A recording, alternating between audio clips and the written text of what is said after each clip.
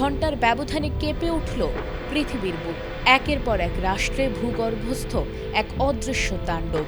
একযোগে ডজন খানেক দেশের মাটি কেঁপে ওঠার এই ঘটনা কি শুধুই প্রকৃতির এক অদ্ভুত খেয়াল, নাকি এর আড়ালে লুকিয়ে আছে পৃথিবীর কোনো মহাবিপর্যয়ের সংকেত? মানবজাতি কি তবে এক নজিরবিহীন প্রাকৃতিক সংকটের মুখোমুখি? 19 জুলাই 2026 ইতিহাসের পাতায় দিনটি চিহ্নিত হয়ে রইল এক নজিরবিহীন সিসমিক রেকর্ডে। মাত্র 24 ঘন্টার ব্যবধানে বিশ্বের 12টি দেশ ও অঞ্চলে আঘাত হেনেছে মাঝারি থেকে তীব্র মাত্রার ভূমিকম্প। ডজন খানেক দেশের মাটির নিচের এই আকস্মিক তোলপাড় মুহূর্তের মধ্যে ছড়িয়ে দেয় বৈশ্বিক আতঙ্ক। এই কম্পন শৃঙ্খলের সবচেয়ে ভয়াবহ রূপটি দেখা যায় মেক্সিকোতে।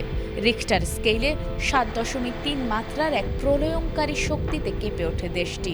মেক্সিকোর সেই ধাক্কা কাটতে না কাটতেই একে একে ফিলিপাইনে 5.3, ইয়েমেনে 5.3, নিউজিল্যান্ডে 5.2, সলোমন দ্বীপপুঞ্জে 5.1 এবং তুরস্ক ও ইরানে 5.0 মাত্রার কম্পন রেকর্ড করা হয়। এর বাইরে মার্কিন যুক্তরাষ্ট্র, জাপান, ইন্দোনেশিয়া, আলাস্কা, ভানুয়াতু এবং ভার্জিন দ্বীপপুঞ্জেও অনুভূত হয়েছে একের পর এক ভূকম্পন।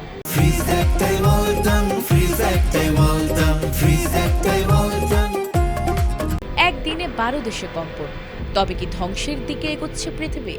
সাধারণ মানুষের মনে যখন এই ভয়ার্ত প্রশ্ন, ভূবিজ্ঞানীরা তখন মেলাচ্ছেন অন্য হিসাব।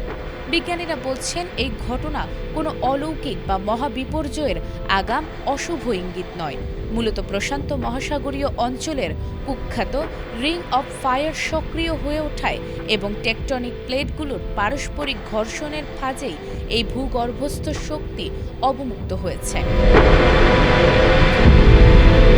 বিশেষজ্ঞদের দাবি, প্রতিটি দেশের ভূগর্ভস্থ ফাটল বা ফল্ট লাইন সম্পূর্ণ আলাদা।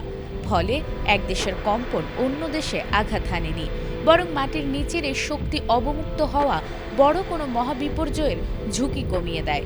তাছাড়া আধুনিক প্রযুক্তির কল্যাণে এখন অতি ক্ষুদ্র কম্পনও ধরা পড়ায় মনে হচ্ছে ভূমিকম্পের সংখ্যা হঠাৎ বেড়ে গেছে। বিজ্ঞানীদের যুক্তি যাই হোক না কেন, প্রকৃতির এই আকস্মিক রুদ্ররূপ মনে করিয়ে দেয় পৃথিবীর শক্তির সামনে কতটা অসহায় এই মানব সভ্যতা। আর তাই ভবিষ্যৎ বিপর্যয় রুখতে এখন থেকেই আমাদের প্রস্তুতি বাড়ানোর কোনো বিকল্প নেই। নাজমুন নাহার জান্নাত, এটিএন বাংলা।